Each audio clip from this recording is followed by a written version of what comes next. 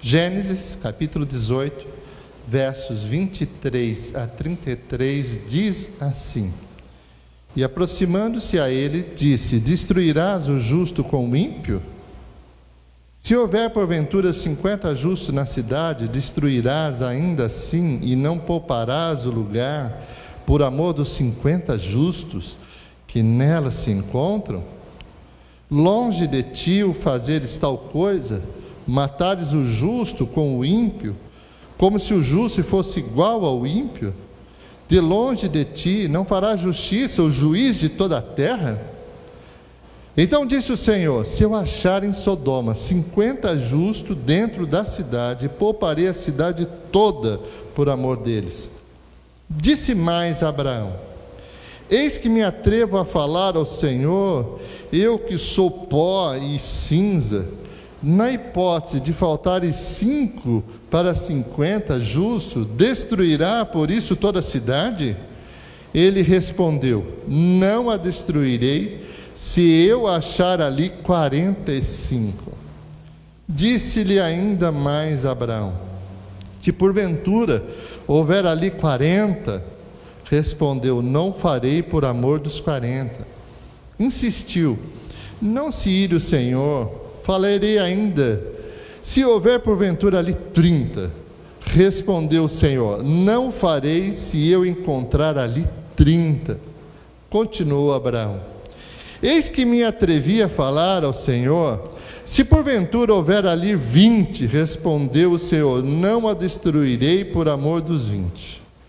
Disse ainda Abraão: não se ire o Senhor, se lhe falo somente mais esta vez. Se porventura houver ali 10. Respondeu o Senhor: não a destruirei por amor dos 10.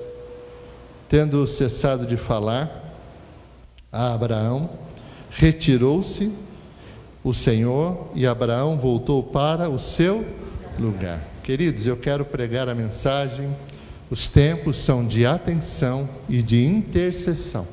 Amém? Queria que você inclinasse a sua cabeça, orasse ao Senhor para usar a minha vida, e eu vou orar para ser o instrumento de Deus. Senhor, estamos vivendo um momento, Senhor, que a mensagem que devo passar, o Senhor já tinha me dado no começo da semana, no meio da semana. É uma mensagem de alerta ao teu povo, ao teu rebanho. Me dá a ousadia necessária, me dá a doçura necessária, mas também me dá a firmeza necessária para falar a um rebanho que é teu. Hoje nós estamos aqui em dezenas de pessoas, mas eu acredito que centenas, talvez até milhares, ouçam o que eu vou dizer. Eu quero ser a tua boca. Eu quero anunciar, Senhor, a tua salvação, anunciar a tua volta. Obrigado, Senhor, por tudo, em nome de Jesus. Você pode dizer amém? Amém. Antes, deixa eu explicar aqui o texto. Sodoma e Gomorra era uma cidade ímpia, pagã, que fazia tudo aquilo que hoje o Brasil faz.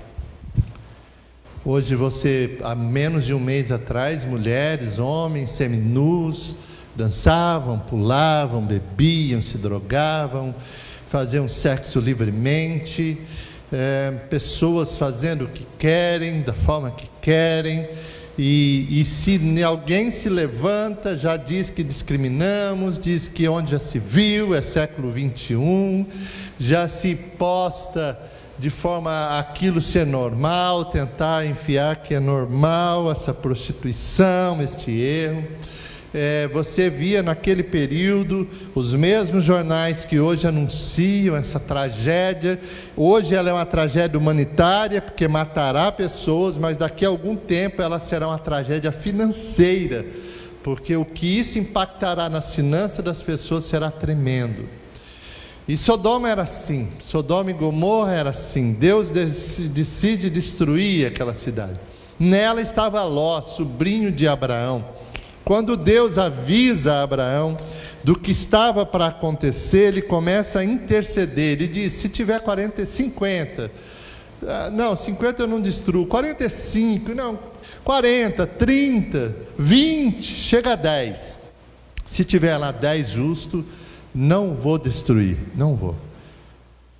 E a palavra diz que ele se vai, o anjo vai, decide aquele que estava para cumprir aquilo que era o desígnio de Deus, vai, e Abraão volta para o seu lugar. O problema é que naquela cidade não havia 10 justos. Se houvesse, ela seria poupada. Se houvesse, ela seria retirada do plano de juízo de Deus. Naquela cidade só foi poupada a família do único justo, que era Ló. Hebreus diz que Deus, por amor de Ló, ele poupa sua família, o justo Ló. Então ele tira, porque tem menos que 10, ele tira Ló e sua casa, e depois ele destrói aquela cidade, porque Deus é justiça. Chega um momento que a vara da correção dele é sobre as nações. Não me vem falar que você não acredita nisso. Acredite, Deus também é justiça. Ele é amor, mas também Ele é justiça. Então essa noite é tempo de nós ficarmos atentos a algumas coisas que estão acontecendo. E é tempo de nós, como igreja, buscarmos ser esses 10 justos.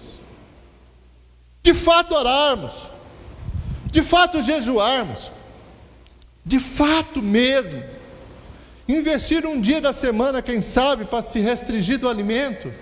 Ela busca para o bem. Senhor, tenha misericórdia, não só da igreja, mas tenha misericórdia da nossa cidade, dos funcionários, dos empresários, das professoras, dos policiais, dos enfermeiros. Milhares deles morrem, médicos morrem. Senhor, tenha misericórdia. Amados, deixa eu contar um sonho que eu tive. Semana agora que passou, eu estava fora de São José do Rio Preto, e eu vou falar com o temor de Deus, alguém que sabe que eu não posso passar daquilo que é a vontade de Deus para a tua vida e para a minha vida, porque senão eu vou ser cobrado por mentir para você. Numa dessas noites, se não me engano, na noite de quarta ou de terça para quarta, ou de quarta para quinta, eu acho que de terça para quarta, eu estava na casa da pessoa que nos recebeu, estava no Paraná, e numa madrugada eu acordei com o seguinte, eu tive o seguinte sonho. Eu estava andando de carro, e eu olhei no céu, o céu estava, como essa lua que estava agora? Ele estava um pouco claro, mas era noite, e eu vi um único urubu voando. Eu falei, parei o carro e falei, mas como que o urubu voa à noite? Eu achei estranho aquilo. E eu parei o carro. A hora que eu parei o carro, dezenas, centenas e milhares de urubus voavam sobre nós. Voavam sobre nós. Milhares. E eu achei aquilo tremendo e estranho, porque, poxa, não é coisa normal ver um urubu voar à noite. Ele já é escurinho, ele é preto. Como que eu vou enxergar? Mas eu enxergava perfeitamente. E depois, mais estranho ainda, que eles jogavam sobre nós como se fossem pedaços de árvore, folhas de árvore, não galhos pesados, não matava, mas incomodava, e derramava sobre nós aqueles pedaços de folhas de árvore. Eu lembro exatamente, pude testemunhar isso para algumas pessoas. Acordei gritando, Deus está voltando, Jesus está voltando. E quando eu vi aquelas coisas caindo, aquilo incomodava, coçava, aquilo era ruim. De repente veio um vento muito, muito, muito, muito forte, e as pessoas passavam voando perto de mim, e elas eram arremessadas por aquele vento, para lugares que eu nem sabia para onde elas iam. Eu estava protegido, estava ali estava no sonho, a minha esposa, minha mãe é falecida, mas estava no sonho, e sabe aqueles muros de placa? Antigamente tinha uns muros que eram feitos de placas. Eu estava atrás daquele muro, mas o muro suportava o vento. O muro suportava o vento. E o vento passava, e de trás do muro eu via tudo acontecer. Aí toca o telefone da minha esposa, era alguém do trabalho, e dizendo para ela, olha, amanhã precisa tomar uma decisão, tal. E eu disse à minha esposa, pare de falar, o mundo acabou. Acabou o mundo, não vai ter amanhã. Você não está vendo o que está acontecendo? Jesus está voltando. Quando eu comecei a gritar para ela, Jesus está voltando, e eu comecei a falar aí na vida real, E ela acordou, eu acordei, Jesus está voltando, aquilo me impactou. Eu ainda preciso das revelações desse sonho. Não é normal, porque eu sei o que é um sonho e eu sei o que é uma visão. Sonhos eu já tive muito e visões eu já tive algumas.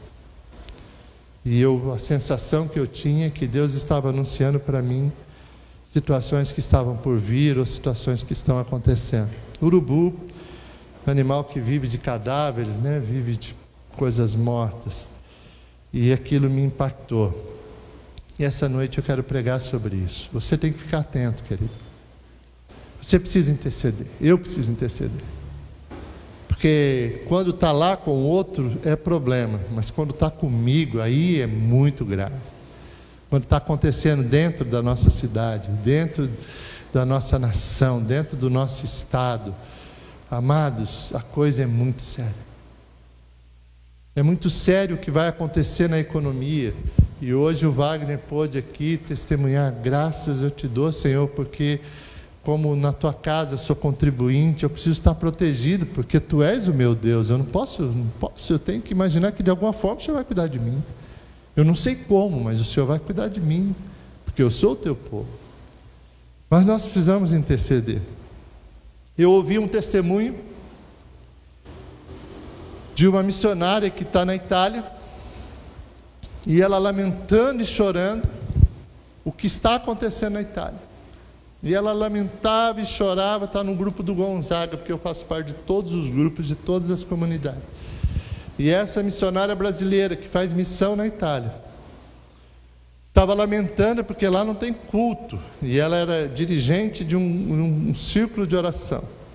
E ela dizendo, as irmãs da igreja não podem se reunir, nós não podemos nos reunir na igreja e nem nas casas. E eu vejo irmãs muito fracas na fé, e elas vão desfalecer na fé porque não nos reunimos. Aquela mulher errou.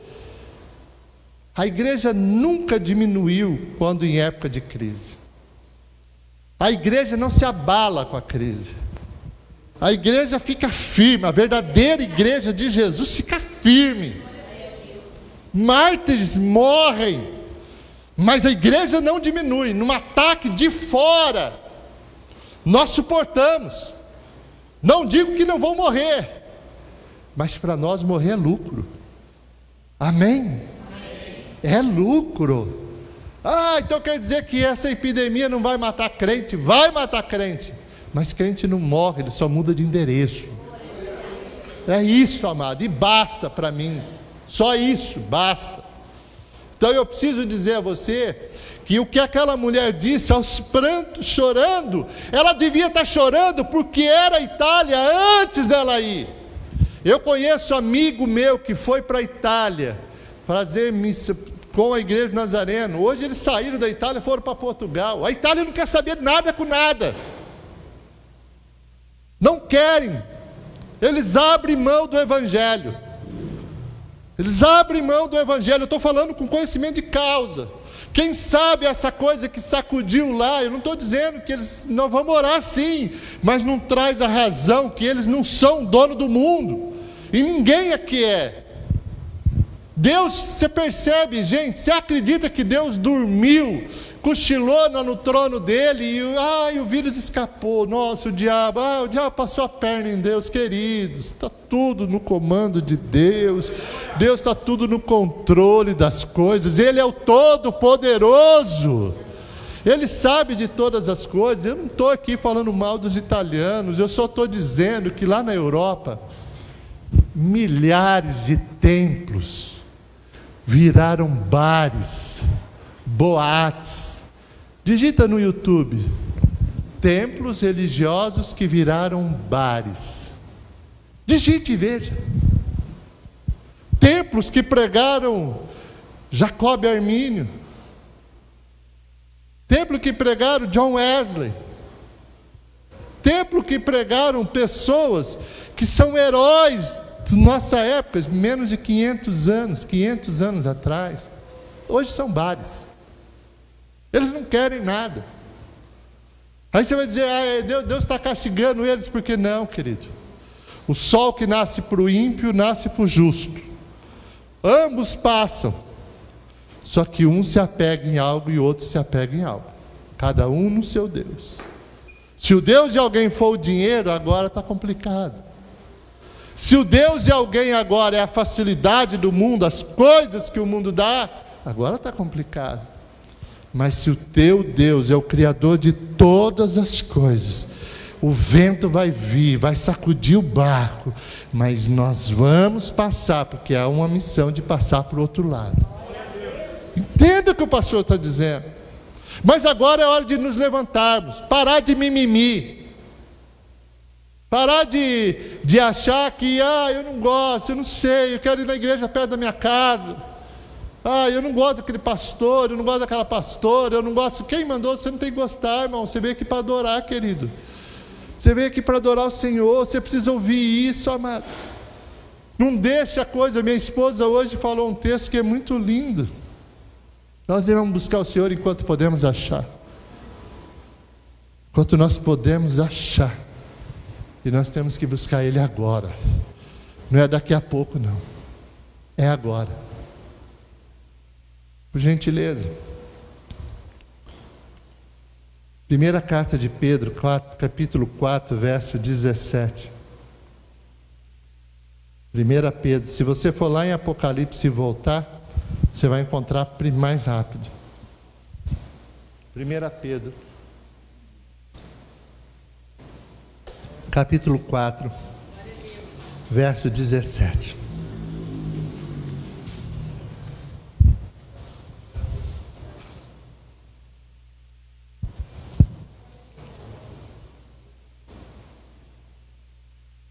Diz assim: porque a ocasião de começar o juízo pela casa de Deus é chegada.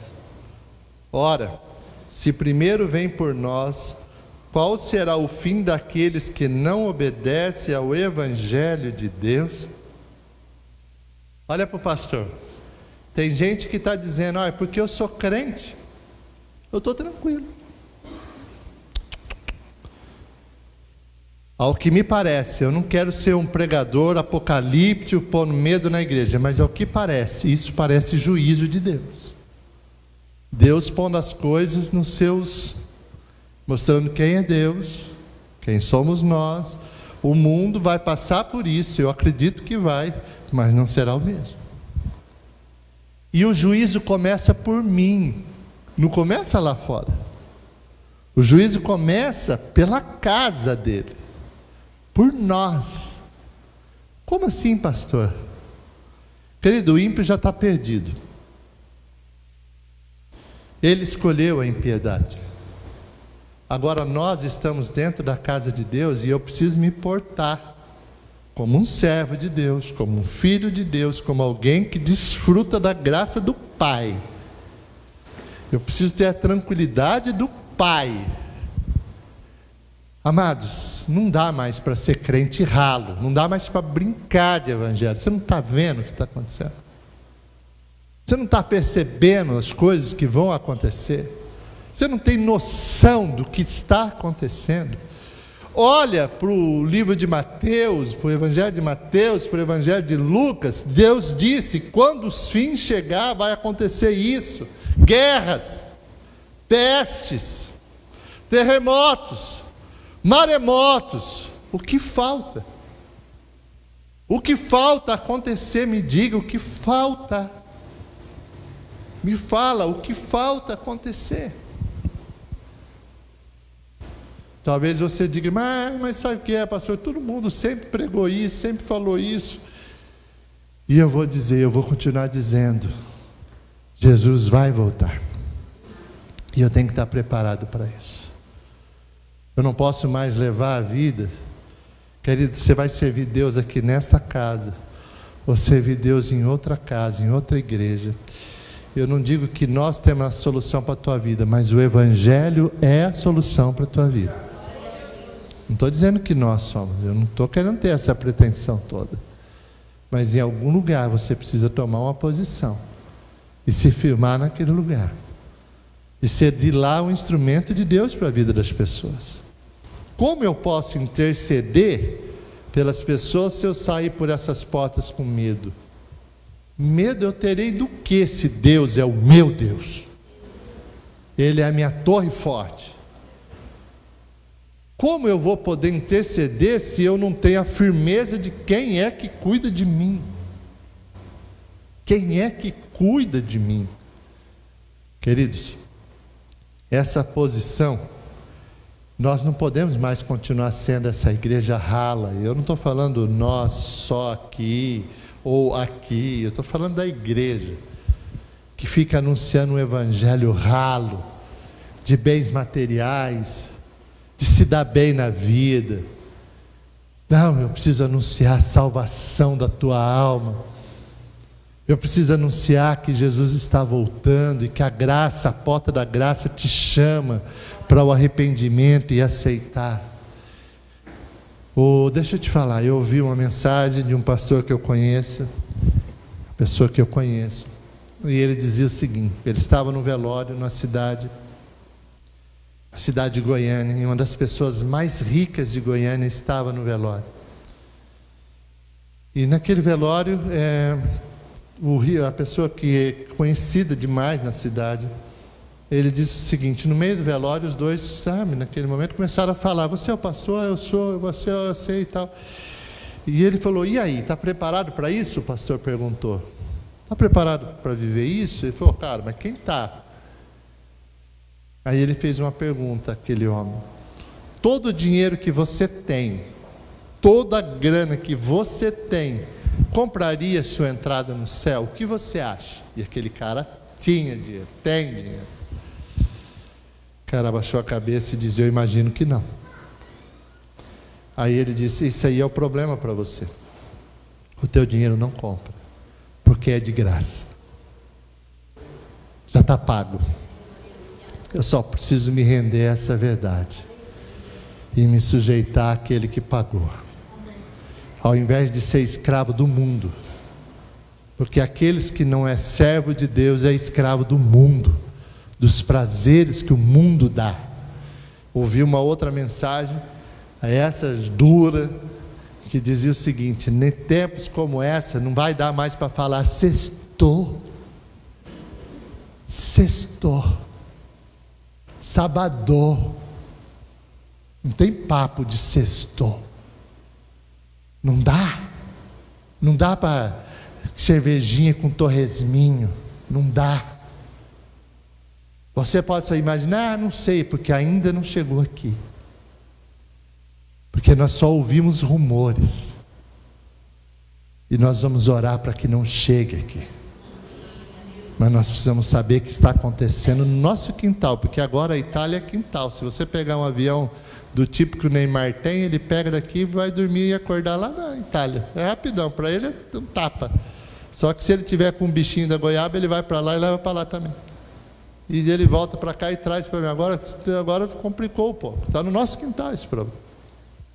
Quero finalizar essa mensagem trazendo um texto que está lá na segunda carta. Nós lemos a primeira. Agora eu quero ler a segunda, capítulo 3, verso 8. Segunda carta de Pedro. Você está entendendo a mensagem? Os tempos são de atenção e de intercessão. É por isso que eu prego sobre isso. Primeira carta de 1 Pedro. Segunda Pedro, capítulo 3, verso 8.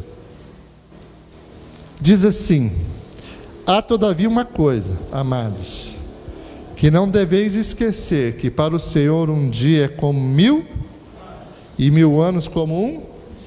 Deixa eu te falar umas coisas que talvez você não saiba. Essa situação do corona que nós estamos vivendo, ela não é única. Já aconteceu coisas parecidas. Talvez você não saiba.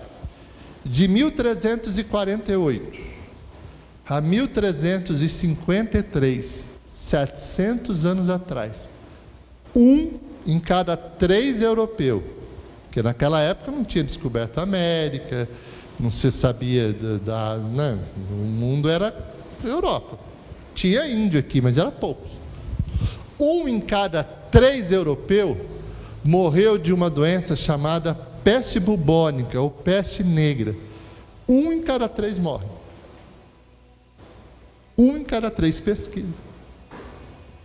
E alguns anunciavam naquela época: Jesus está voltando, hein? Jesus está voltando. E alguém pode dizer: mas passou 700 anos, não voltou? Para Deus um dia é como 1000 anos. Não voltou por misericórdia, porque o tempo se abrevia. 150 anos depois, 164 anos, 1517, se levanta um homem, promove a reforma protestante. Martinho Lutero anuncia o reino pela graça, somente a fé, só as escrituras, enfim, 160 anos depois, há o rompimento e nasce. 1450, 100 anos depois, Gutenberg cria a imprensa e se faz as Bíblias. Cada um de nós temos uma Bíblia no papel, porque um homem chamado Gutenberg, 100 anos depois, cria a imprensa. Pô, legal, você está me dizendo isso por quê? Poderia ter sido naquela época. 1918. Aí eu já não estou falando estou falando só de 100 anos atrás. 60 milhões de pessoas morrem com a gripe espanhola, que de espanhola não tinha nada. A gripe começou nos Estados Unidos, no exército americano. Ela foi chamada de gripe espanhola porque a Espanha não estava na Primeira Guerra Mundial, e a imprensa lá era livre, e ela começou a anunciar que pessoas estavam morrendo. 60 milhões de pessoas. O vírus da gripe, o influenza. Nossa, mas podia ter sido há 100 anos. Ele não voltou. Então vou passar por essa. Se uma matou 1 em cada 3, se a outra matou 60 milhões, e os caras fazem uma estimativa de vai morrer no máximo 1 milhão, então não vai voltar agora. Não vai voltar agora. Você não acredita que um Deus amoroso dá sinais? Ele anuncia a soberania dele. Esse vírus, ele já está fazendo mutações. Aqui no Brasil, nos 2 primeiros casos que tiveram, um era de uma região e outro era de outra. Já tinha mudado o vírus. Se numa dessas mutações malditas ele tiver uma mortalidade maior, aí a coisa vai ficar estranha. Se nós não conseguimos acabar nem com a dengue, que dá para ver aquele mosquito voando, imagine algo que eu não consigo nem enxergar.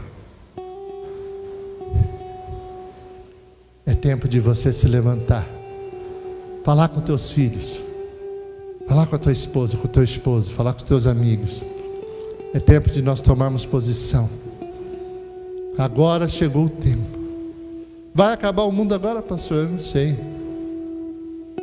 Mas ele disse que eu deveria anunciar isso a você. Porque ele disse que chegaria como aquele que não avisa, mas que dá sinais. Sabe por que talvez não acabou em 1918? Porque na década de 80, um doidão acreditou que podia pôr um computador na casa de todo mundo. Antigamente o computador era só para empresa, eram uns trecos monstros, tamanho de um carro. Aí Bill Gates, ele tem a ideia de criar um microcomputador, e ele tem uma visão, e ele põe um programa dentro de uma máquina. Quem era mais antigo lembra de como era aquilo. E aí a imprensa, aí vem o computador, vem a internet. Aí o mais doido ainda diz o seguinte: não, eu não vou botar um computador na casa de cada pessoa, eu vou botar o computador dentro do bolso de cada pessoa. Aí Steve Jobs imagina e cria o smartphone. E aí o smartphone, brigam se foi ele, se foi a Samsung, mas me parece ter sido ele a ideia. Hoje está no bolso de cada um computador. Posso acessar a internet, ver pregação e ver bobagem também. Qualquer pessoa na China pode acessar a internet. Eles são rigorosos lá, mas dá para passar. Lá na Coreia, por mais rigoroso que tem, passa também. Aquilo que se imaginava ser o rádio, a solução para anunciar o reino, o evangelho a toda a criação, a todo o povo, até que ele volta. Quando criou o rádio, nós dizíamos, o pessoal dizia, agora vai voltar, porque o rádio vai entrar. Depois criou a televisão e disse, agora vai voltar, porque já não tem. E agora, cada chinesinho, cada coreano, cada japonês, cada árabe, cada brasileiro, lá dos rincões, tem um telefone, cara. E ele ouve falar de um tal de Jesus, que morreu por ele, e que disse que voltaria para buscar ele. Então não vem me dizer que os sinais não estão aí, os sinais estão para todos nós. O que você vai fazer, pastor? Eu vou continuar trabalhando, eu vou continuar fazendo a minha vida, mas não será a minha prioridade como não tem sido há muitos anos. Todos sabem que eu anuncio o evangelho aqui por amor e vocação. Está na hora de cada um se levantar e fazer a sua parte, porque os sinais estão batendo na nossa porta. Os tempos são de atenção. Você está atento? Posso me dar por feita a minha obra, a obra que Deus pediu para mim? Você está atento? E os tempos são de intercessão. E é isso que a igreja espera de você. Queria que você inclinasse sua cabeça. O louvor pode, subir.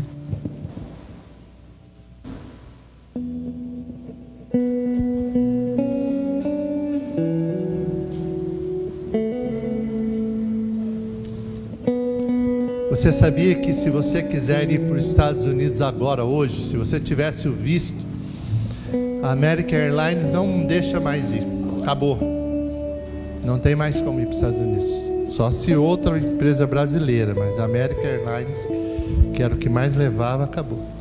Você sabia que se sair da Europa para os Estados Unidos, não entra se não for americano. O americano ele deixa entrar ainda.